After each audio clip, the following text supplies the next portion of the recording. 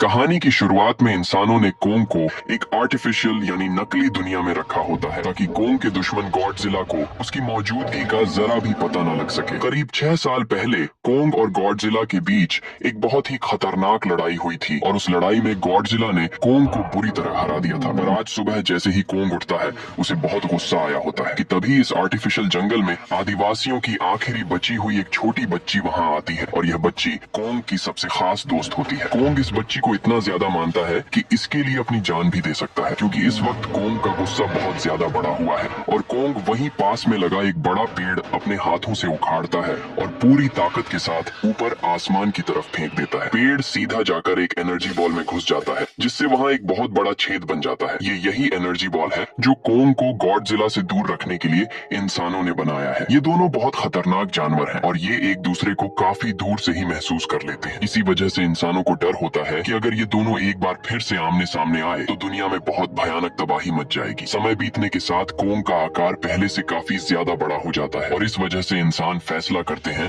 कि कोंग को अब किसी दूसरी जगह पर भेज दिया जाएगा। इसके बाद बर्नी नाम का एक आदमी दिखाई देता है जो एपेक्स नाम की एक बहुत बड़ी टेक कंपनी में काम कर रहा होता है। यह कंपनी दुनिया भर में एडवांस रोबोट और बड़ी मशीनें बनाने का काम करती है, लेकिन बर्नी को कंपनी के लोगों पर शक होता है कि वे दुनिया से कुछ बहुत बड़ा छुपा रहे हैं और अंदर ही अंदर कुछ खतरनाक बनाने में लगे हैं। बर्नी सच का पता लगाने के लिए कंपनी का सीक्रेट डेटा चुराने का प्लान बनाता है और तभी उसे पता चलता है कि कंपनी अपना एक बहुत बड़ा और गुप्त प्रोजेक्ट हांगकांग भेजने की तैयारी में लगी हुई है कि तभी वहाँ अचानक खतरे का अलार्म बहुत जोर जोर से बजने लगता है। इस अलार्म का मतलब होता है कि गॉडजिला शहर के बहुत ही करीब आ गया है और कुछ ही देर बाद गॉडजिला समुद्र के पानी को चीरते हुए बहुत ही खतरनाक तरीके से बाहर निकल आता है। गॉडजिला को बाहर निकलते देख वहाँ मौजूद हेलीकॉप्टर बिना समय बर्बाद किए उस पर गोलियां चलाकर हमला कर देते हैं, लेकिन गॉडजिला बहुत ज्यादा ताकतवर होता है और उसके सामने जो भी आता है वह उसे पूरी तरह से चकनाचूर कर डालता है। वहाँ मौजूद सभी लोग यह तबाही देखकर हैरान रह जाते हैं क्योंकि गॉडजिला हमेशा से इंसानों का रक्षक रहा है और आज वह सबको मारने की कोशिश में लगा होता है। तभी गॉडजिला गुस्से में भर जाता है और अपनी न्यूक्लियर पावर का इस्तेमाल करके पूरी एपेक्स कंपनी को महज 2 सेकंड के अंदर जलाकर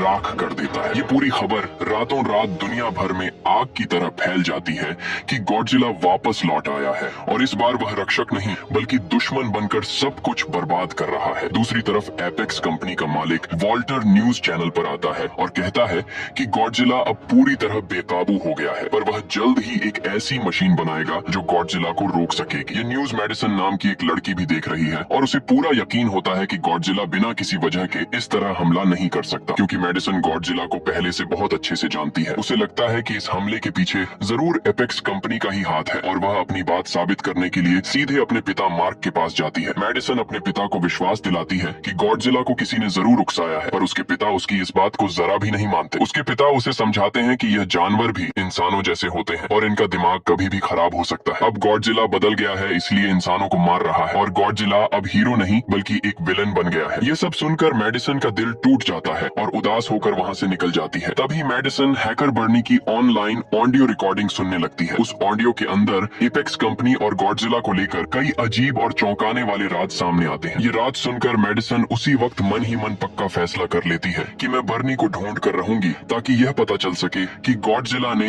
एपेक्स कंपनी पर ही हमला क्यों किया। उधर दूसरी तरफ एपेक्स कंपनी का मालिक वॉल्टर एक मशहूर साइंटिस्ट नेथन से मिलने के लिए पहुंच जाता है। वॉल्टर नेथन को बताता है कि आपका होलो अर्थ यानी धरती के नीचे दूसरी दुनिया वाला आइडिया बिल्कुल सही साबित हुआ है। नेथन ने पहले एक किताब लिखी थी और उस किताब में उसने यह दावा किया था कि धरती के नीचे एक और पूरी दुनिया छुपी हुई है। यहीं पर ये जानवर बनते हैं और वहीं से इन टाइटन्स यानी विशाल जानवरों को अपनी असली ताकत मिलती है। वॉल्टर नेथन को लालच देता है और कहता है कि अगर हम उस छुपी हुई दुनिया तक पहुंच गए तो हमें एक ऐसी पावर मिल जाएगी जिससे गॉडजिला को आसानी से और हमेशा के लिए रोका जा सकेगा। इसके बाद वॉल्टर नेथन को अपने एक खास आदमी से मिलवाता है जो इस खतरनाक मिशन पर जाने की तैयारी कर रहा है। हमारी टीम ने होलो अर्थ के अंदर ऊर्जा का एक बहुत बड़ा खजाना खोज लिया है जो पूरी दुनिया को बदलने की ताकत रखता है। ये सारी बातें सुनकर डॉक्टर नेथन घबरा जाता है क्योंकि कुछ साल पहले उसका भाई भी उसी दुनिया तक पहुंचने की कोशिश कर चुका था, लेकिन वहाँ की अजीब ग्रेविटी के चलते उसकी जान चली गई थी। होलो अर्थ के अंदर इतना खतरनाक प्रेशर होता है कि वहाँ पहुँचते ही इंसान हो या मशीन सब कुछ क्रश हो जाता है और अलग तरह की ग्रेविटी की वजह से हर चीज हवा में उड़ने लगती है। नाथन की बात सुनकर वॉल्टर हल्की सी स्माइल करता है और बोलता है कि टेंशन लेने की कोई जरूरत नहीं है, क्योंकि मेरी कंपनी ने एक एडवांस्ड एंटी ग्रेविटी क्राफ्ट तैयार की है जो उस भारी प्रेशर को आराम से झेल सकती है। इसके बाद नेथन समझाता है कि हर टाइटन के अंदर अपने असली घर को ढूंढने की एक नेचुरल एबिलिटी यानी कुदरती ताकत होती है। इसलिए अगर हमें होलो अर्थ तक जाना है तो कोंग की हेल्प लेना जरूरी है, क्योंकि वही हमें वहां तक पहुंचने का सही रास्ता दिखा सकता है। अगले ही दिन नेथन अपनी पुरानी दोस्त डॉक्टर इलेन एंड्रूज से मिलने पहुंचता है, जो कोंग की देखभाल कर रही होती है। नेथन उसे समझाने की कोशिश करता है कि कोंग को इस आर्टिफिशियल जगह में ज्यादा समय तक सेफ रखना पॉसिबल नहीं है। कोंग का असली घर होलो अर्थ ही है और गॉडजिला से बचाने का यही आखिरी ऑप्शन बचा है। डॉक्टर कुछ देर तक चुप रहकर सोचती है, फिर आखिरकार कोंग को वहां से ले जाने के लिए हाँ कर देती है, क्योंकि उसके पास और कोई रास्ता नहीं होता जिससे कोंग की जान बच सके। इसके बाद मिशन शुरू होता है। समुद्र के रास्ते कई बड़े शिप्स और पूरी आर्मी के साथ कोंग को ले जाया जाता है। फिर कोंग को एक बहुत बड़े जहाज पर भारी चेन से कसकर बांध दिया जाता है ताकि वह कंट्रोल में रहे। रात हो चुकी होती है,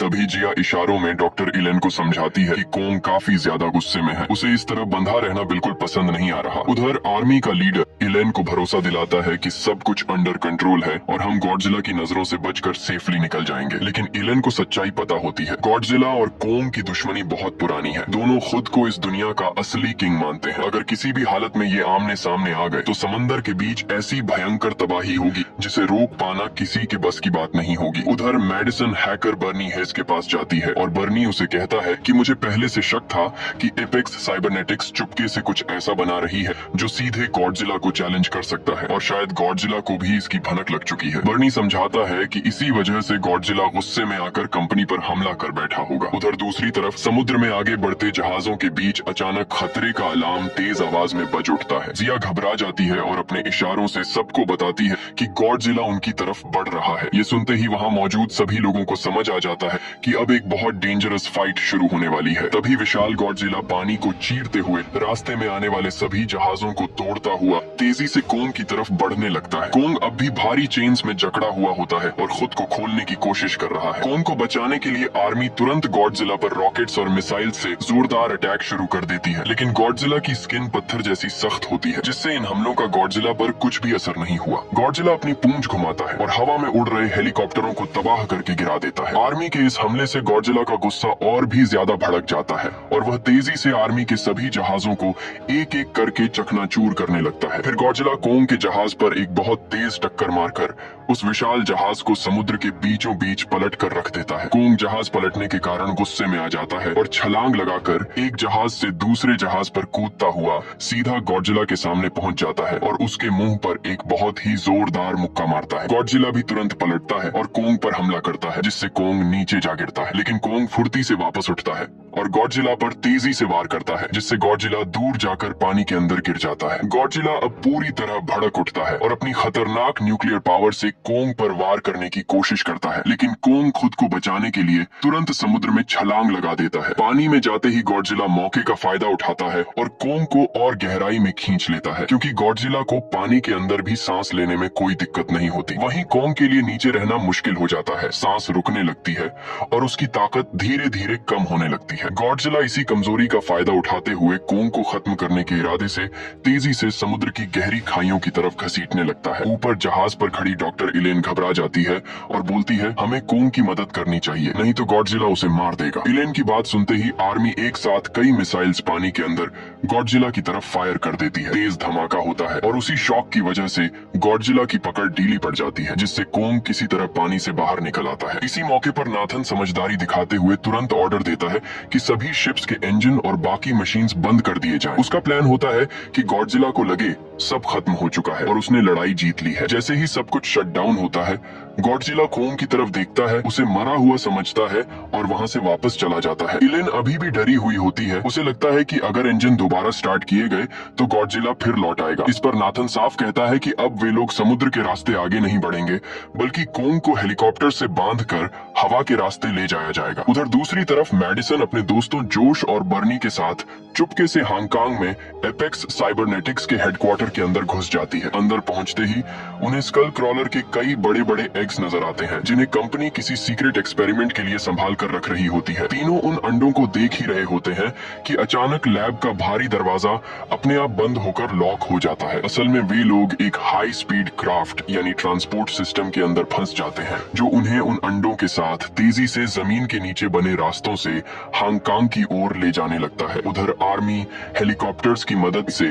कोंग को अंटार्कटिका के उस बर्फीले रास्ते तक पहुंचा देती है जो सीधे होलो अर्थ की तरफ जाता है। वहां पहुंचकर जिया कोंग को सामने बनी गुफा के अंदर जाने का इशारा करती है, लेकिन कोंग साफ इनकार कर देता है। कोंग को पीछे हटते देख नाथन जिया की मदद लेता है। जिया अपने इशारों में उसे समझाती है कि गुफा के दूसरी तरफ उसका असली घर है। उसकी बात मानकर कोंग आखिरकार गुफा के अंदर कदम रख देता है। कोंग के अंदर जाते ही बाकी लोग भी अपनी एंटी ग्रेविटी व्हीकल्स में बैठकर उसके पीछे पीछे अंदर प्रवेश करने लगते हैं। कुछ ही समय बाद सभी कोंग के साथ होलो अर्थ के भीतर पहुंच जाते हैं। वहां पहुंचते ही उन्हें एक अजीब दुनिया दिखाई देती है जहां सब कुछ उल्टा, हवा में और अलग नजर आता है। लेकिन इस खतरनाक प्रेशर से सभी लोग अपनी एंटी ग्रेविटी व्हीकल्स के कारण सुरक्षित तो रहते हैं, पर जैसे ही वे इस अनजान जगह में आगे बढ़ते हैं तभी अचानक कुछ खतरनाक और अजीब मॉन्स्टर्स उन पर हमला कर देते हैं। एक उड़ने वाला विशाल मॉन्स्टर सीधा आगे चल रही व्हीकल पर हमला करता है और अपने भारी वजन से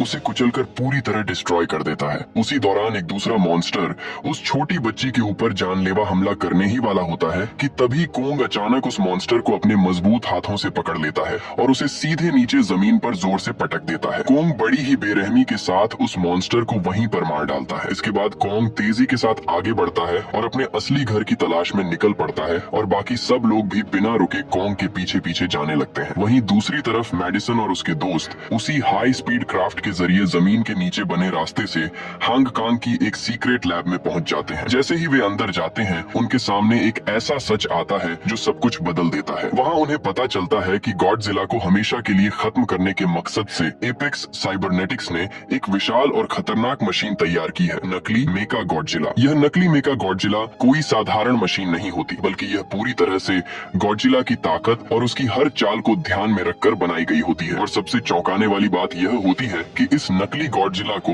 रेन सेरिजावा अपने दिमाग के जरिए कंट्रोल कर रहा होता है, यानी इंसान सीधे एक दैत्य जैसी मशीन को चला रहा होता है। ये सब देखकर मैडिसन और बर्नी को तुरंत समझ आ जाता है कि गॉडजिला बार बार एपेक्स कंपनी पर हमला क्यों कर रहा था। गॉडजिला कोई विलन नहीं है, बल्कि वह इस खतरे को पहले ही भांप चुका होता है। अब मेका गॉडजिला की असली ताकत को टेस्ट करने के लिए वहाँ मौजूद वैज्ञानिक उसके सामने एक खतरनाक जीव छोड़ते हैं जिसका नाम स्कल क्रॉलर होता है। जैसे ही वह गॉडजिला पर हमला करता है अगले ही पल कुछ ऐसा होता है जो सभी को हैरान कर देता है। मेका गॉडजिला बिना एक सेकंड गंवाए अपनी भयानक लेजर बीम एक्टिव कर देता है। अगले ही पल एक तेज चमक के साथ वो बीम सीधे स्कल क्रॉलर के आर पार निकलती है और देखते ही देखते वह खतरनाक जीव बीच से दो हिस्सों में कटकर जमीन पर गिर जाता है। लैब में मौजूद हर इंसान यह देखकर सन्न रह जाता है, क्योंकि उन्होंने अभी अभी एक ऐसी ताकत देखी थी जो काबू से बाहर भी जा सकती थी। लेकिन यहीं पर एपेक्स साइबरनेटिक्स के सामने एक बहुत बड़ी समस्या खड़ी हो जाती है। मेका गॉडजिला जितना ताकतवर है उतनी ही ज्यादा ऊर्जा भी मांगता है। उसे पूरी क्षमता के साथ चलाने के लिए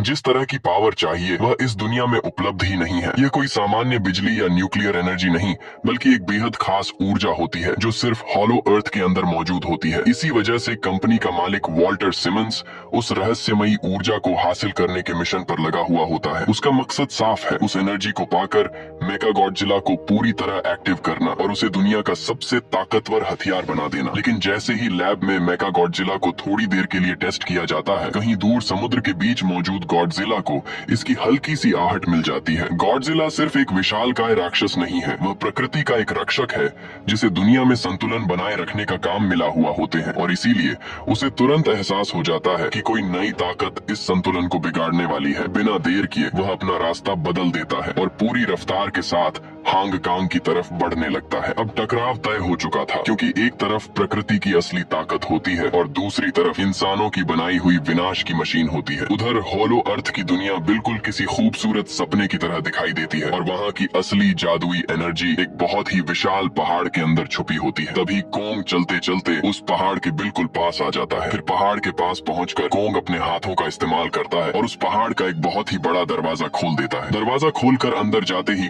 कोंग को सामने एक हथियार रखा हुआ मिलता है। ये हथियार एक कुल्हाड़ी होती है और ये कोई मामूली कुल्हाड़ी नहीं होती, बल्कि इस कुल्हाड़ी को गॉडजिला जैसे ही विशाल टाइटन्स की पीठ के कांटे से बनाया गया होता है। कोंग अपने हाथों में अपनी कुल्हाड़ी उठाता है और आगे बढ़कर वहां बने हुए एक सिंहासन के ऊपर किसी राजा की तरह जाकर बैठ जाता है। उधर दूसरी तरफ गॉडजिला सीधे हांगकांग के पास पहुंच जाता है। इतने बड़े गॉडजिला को शहर के पास आते देख वहां मौजूद लोग घबराकर भागने लगते हैं। वहीं होलो अर्थ में कोंग को वही खास एनर्जी मिल जाती है जिसकी तलाश एपेक्स कंपनी कर रही होती है। जैसे ही कोंग अपनी कुल्हाड़ी उस एनर्जी पर रखता है, कुल्हाड़ी तुरंत चार्ज होकर नीली लाइट में बदलने लगती है और पहले से कई गुना ज्यादा पावरफुल हो जाती है। उसी समय ऊपर हांगकांग में गॉडजिला को जमीन के अंदर से कुछ अलग तरह की वाइब्रेशन महसूस होती है। गॉडजिला तुरंत रिएक्ट करता है और अपनी न्यूक्लियर पावर सीधा नीचे जमीन पर फायर कर देता है। वह पावर धरती को चीरते हुए हजारों मील नीचे होलो अर्थ तक पहुंच जाती है और सीधे कोंग तक जा पहुंचती है। वहीं दूसरी तरफ माया सिमंस कंपनी की मालकिन भी अपनी टीम के साथ होलो अर्थ के अंदर मौजूद होती है। माया शुरू से ही इस मिशन को अपने फायदे के लिए इस्तेमाल करना चाह रही होती है। जैसे ही कोंग उस रहस्यमयी ऊर्जा तक पहुंचता है, माया तुरंत चालाकी दिखाती है। माया सिमंस उस पावरफुल एनर्जी का पूरा डेटा चुपके से एपेक्स साइबरनेटिक्स को भेजना शुरू कर देती है ताकि उस नकली मेगा गॉडजिला को और भी ज्यादा ताकतवर बनाया जा सके, यहाँ तक कि वो असली गॉडजिला से भी आगे निकल सके और उसे आसानी से मार दे। इसे देखकर आइलीन उसे तुरंत रोकने की कोशिश करती है और साफ कहती है कि यह बहुत खतरनाक है, लेकिन माया किसी की नहीं सुनती। उसके लिए ताकत ही सब कुछ बन चुकी होती है। तभी जब अचानक गॉडजिला की वो भयानक न्यूक्लियर पावर सीधे वहां तक पहुंच जाती है, पूरा इलाका कांप उठता है, जमीन टूटने लगती है, चारों तरफ तबाही मच जाती है। हालात इतनी तेजी से बिगड़ते हैं कि माया भी डर जाती है। माया तुरंत अपनी गाड़ी में बैठती है और वहां से भागने की कोशिश करती है, लेकिन वह भूल जाती है कि अब वह कोंग के इलाके में है। कोंग उसे भागते हुए देखकर माया की गाड़ी को अपने विशाल हाथों में पकड़ लेता है। अगले ही सेकंड एक जोरदार धमाका होता है और माया की कहानी वहीं खत्म हो जाती है। अब कोंग अपनी चमकती हुई जादुई कुल्हाड़ी उठाता है। उसकी आंखों में सिर्फ एक लक्ष्य होता है, गॉडजिला। और फिर बिना किसी हिचकिचाहट के कोंग उसी रास्ते से एक लंबी छलांग लगाता है जो गॉडजिला की न्यूक्लियर पावर ने बनाया था और सीधे ऊपर हांगकांग की धरती पर पहुंच जाता है। हांगकांग में गॉडजिला पहले से ही कोंग का बेसब्री से इंतजार कर रहा होता है। कोंग जमीन पर आते ही गुस्से में अपनी कुल्हाड़ी घुमाता है और गॉडजिला के ऊपर एक बहुत जोरदार वार कर देता है। इस वार के लगते ही गॉडजिला बुरी तरह जख्मी हो जाता है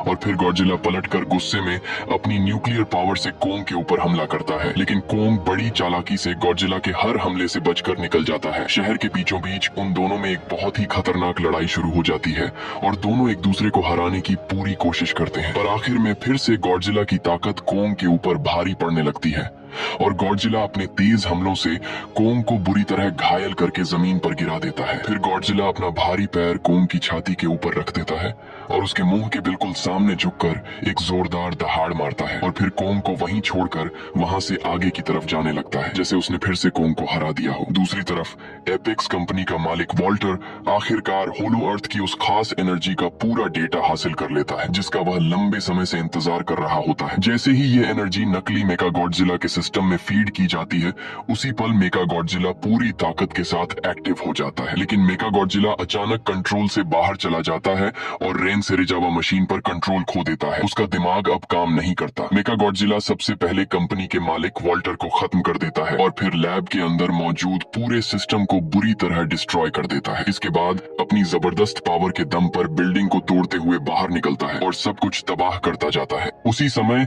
जब असली गॉडजिला की नजर मेगा गॉडजिला पर पड़ती है तो गॉडजिला बिना रुके उसकी तरफ तेजी से दौड़ता है और दोनों के बीच एक खतरनाक फाइट शुरू हो जाती है। लेकिन नकली मेगा गॉडजिला और उसकी खतरनाक मिसाइलों के सामने असली गॉडजिला ज्यादा देर टिक नहीं पाता। मेगा गॉडजिला लगातार तेज अटैक करता है और कुछ ही सेकंड में रियल गॉडजिला को जमीन पर गिरा देता है। दूसरी तरफ मेडिसन और बर्नी कंट्रोल रूम के अंदर से मेगा गॉडजिला को रोकने की कोशिश करते रहते हैं, लेकिन सिस्टम हैंग होने की वजह से दोनों कुछ भी कंट्रोल नहीं कर पाते। इधर जमीन पर गिरे कोंग की हालत बेहद खराब हो चुकी होती है और कोंग आखिरी सांसों पर होता है। तभी जिया दौड़कर कोंग के पास पहुंचती है और जैसे ही अपना हाथ कोंग के सीने पर रखकर महसूस करती है, जिया को समझ आ जाता है कि कोंग की धड़कन धीरे धीरे बंद हो रही है। यह देखते ही नेथन लिंड समझ जाता है कि कोंग को बचाने के लिए दिल को तेज इलेक्ट्रिक शॉक देना पड़ेगा। नेथन तुरंत अपनी एंटी ग्रेविटी HEV लेकर सीधे कोंग की छाती के ऊपर पहुंचता है और वहीं उस व्हीकल से एक ब्लास्ट कर देता है। इस जोरदार धमाके से कोंग की रुकी हुई हार्ट बीट अचानक वापस वापस चालू हो जाती है और कोंग फिर से उठ जाता है। उसी वक्त जिया इशारों में कोंग को समझाती है, तुम गॉडजिला को दुश्मन मत समझो, वह दोस्त है और अभी उसे तुम्हारी मदद चाहिए। ये समझते ही कोंग तुरंत रिएक्ट करता है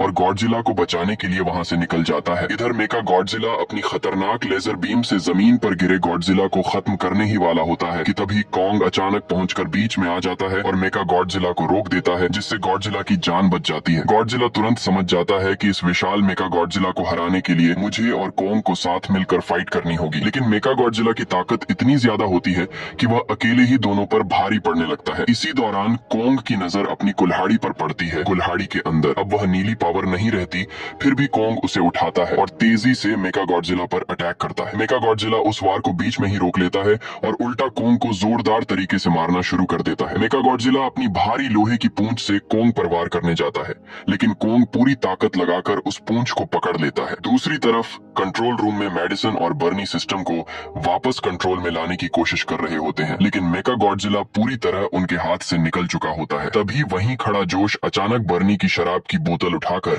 पूरी शराब सीधे मेन कंट्रोल पैनल पर उड़ेल देता है। जैसे ही शराब पैनल पर गिरती है, सिस्टम तेजी से क्रैश होने लगता है और मेका गॉडजिला कुछ समय के लिए वहीं रुककर बंद हो जाता है। इसी मौके को देखकर गॉडजिला न्यूक्लियर पावर कोंग की कुल्हाड़ी पर छोड़ता है। कुल्हाड़ी चार्ज होते ही कोंग तुरंत मेका गॉडजिला पर पूरी ताकत से अटैक कर देता है। कोंग उसी एक्स से लगातार वॉर करता है और कुछ ही सेकंड में मेका गॉडजिला के दोनों मेटल वाले हाथ काट देता है, फिर बिना रुके ताबड़तोड़ हमले करके उसे टुकड़ों में तोड़ देता है। आखिर में कोंग उसका सिर पकड़कर जोर से खींचता है और अलग कर देता है, जिसके बाद कोंग जोर से दहाड़ मारता है। मेका गॉडजिला के खत्म होते ही पूरे हांगकांग में सब कुछ शांत हो जाता है। इसके बाद गॉडजिला कोंग की तरफ बढ़ता है। कोंग भी अपनी एक्स उठाकर उसके सामने खड़ा हो जाता है, लेकिन दोनों मिलकर एक बड़े दुश्मन को हरा चुके होते हैं, इसलिए दोनों वहीं अपनी पुरानी दुश्मनी छोड़ देते हैं और गॉडजिला बिना अटैक किए मुड़कर सीधे समुद्र में चला जाता है। इसके बाद कोंग भी अपने होम होलो अर्थ में वापस लौट जाता है और जिया भी कोंग के साथ उसी जगह रहने लगती है। इसी सीन के साथ स्टोरी यहीं खत्म हो जाती है। अगर आपको ये कहानी पसंद आई तो वीडियो को लाइक करें, चैनल को सब्सक्राइब करें और एक प्यारा सा कमेंट करें। धन्यवाद।